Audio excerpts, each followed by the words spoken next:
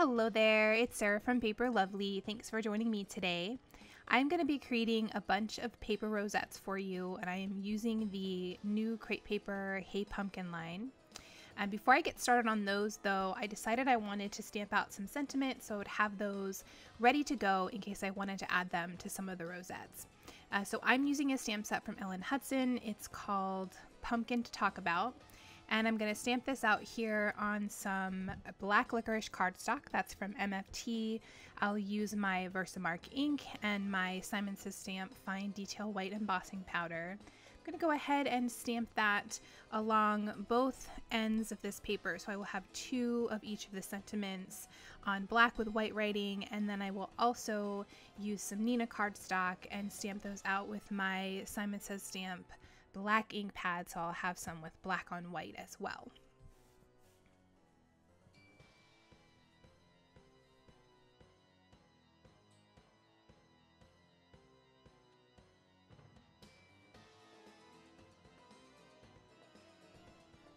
So I'm going to get started here creating all my rosettes. Now you'll see that I trim my pattern paper down to a few different sizes. I actually ended up, by the time I was finished, I just did two different size rosettes. So for the smaller size, I trimmed my paper to 1 inch by 12 inches, and then I'm using two of those strips attached together to create one rosette. And for the larger, it's 1.5 inches by 12 inches, again, two strips together in order to create one rosette. And then I will go ahead and score these at either 1/2 inch or 1/4 inch, just varying that a little bit. The only difference that makes is how thick the actual rosette will be once it's put together. So I do have a tutorial on how to create these start to finish in real time, and I will link that below for you.